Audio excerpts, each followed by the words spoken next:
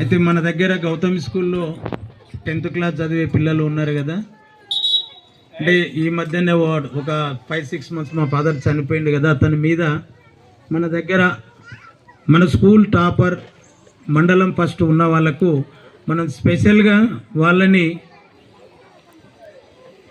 చదివించడానికి ఇయర్కి ఒకరిని తీసుకోవడానికి అడాప్ట్ చేసుకోవడానికి ఓన్లీ 10th క్లాస్ అయిపోయిన పిల్లల్లో మన స్కూల్ టాపర్సు, అందులో ఎవరన్నా బీద వాళ్ళు ఉండి జర పరిస్థితి బాగాలేని వాళ్ళు ఉంటే 10th క్లాస్ తర్వాత వెళ్ళిపోవడానికి 100% మా ఫాదర్ మీద సపరేట్గా వాళ్ళకు మన ఆర్గనైజేషన్ మీద చదివించడానికి నేను ముందుకు వచ్చిన.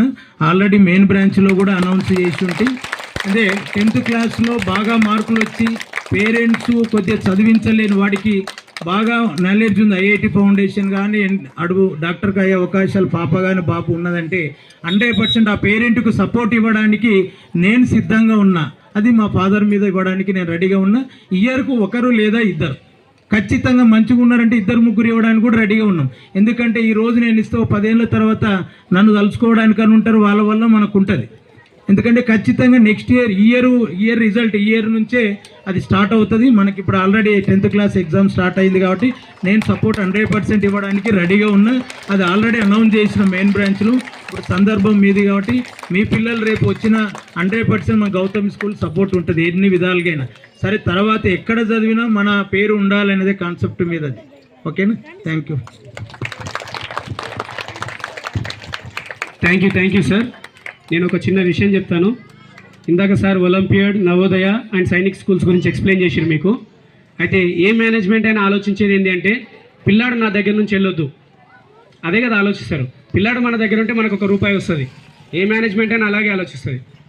Sir village background, Nallamala forest area నుంచి వచ్చి కష్టం సుఖము నష్టం ప్రతి ఒక్కటి తెలుసు సార్కి. సో సార్ ఆలోచన ఏంటంటే పిల్లాడు నా నుంచి దూరం వెళ్ళిన సారు కూడా ఇప్పుడు వాళ్ళ పిల్లల చదువుల కోసమని ఇక్కడికి వచ్చి ఇక్కడ కొంచెం సెటిల్ అయ్యి విద్యను అందించాలనే ఉద్దేశంతో వాళ్ళు స్కూల్స్ ఎస్టాబ్లిష్ చేయడం జరిగింది. అయితే ఇప్పుడు పిల్లాడు ప్రతి ఏ మేనేజ్మెంట్ అయినా పిల్లాడు నా దగ్గర ఉంటే నాకు ₹1 వస్తుందని ఆలోచించే తత్వం ప్రతి మేనేజ్మెంట్లో ఉంటుంది. కానీ సారు మనకు ఒలింపియాడ్ కానీ, గురుకుల కానీ, నవోదయ కానీ, సైనిక్ స్కూల్స్ కానీ వాళ్ళకు కోచింగ్ ఇవ్వడానికి సిద్ధంగా ఉన్నాడు. ఒకవేళ ఒక 4 పిల్లలు కానీ 5 పిల్లలు కానీ మన దగ్గర నుంచి సెలెక్ట్ అయ్యి వెళ్ళిపోతే 4 అది ఫైనాన్షియల్గా లాస్, ఒక మేనేజ్మెంట్కి ఫైనాన్షియల్గా లాసే అది.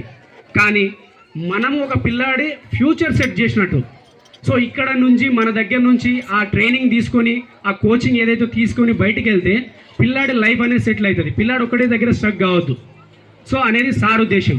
ఇంకో విషయం ఏంటంటే సార్ ఇందాక కూడా చెప్పారు, రీసెంట్గా ఒక 6 months బ్యాక్ సార్ వాళ్ళ నాన్న స్వర్గస్థులు అయ్యారు. సో వారి పేరు మీదుగా 10th క్లాస్లో టాపర్ వచ్చి వాళ్ళ తల్లిదండ్రులు కొంచెం ఆర్థిక పరిస్థితి బాగాలేకపోతే సార్ వాళ్ళని అడాప్ట్ చేసుకొని ఇంటర్మీడియట్ మొత్తం సార్ గారే చూసుకోవాలని ఆల్రెడీ మెయిన్ బ్రాంచ్లో అనౌన్స్ చేయడం జరిగింది. అది నేను మళ్ళీ మీకు క్లియర్గా చెప్తున్నాను, సార్ చెప్పింది అది. సో థ్యాంక్ యూ సార్, మీకు మీ ఆలోచనలు చాలా గొప్పవి. So thank you so much sir.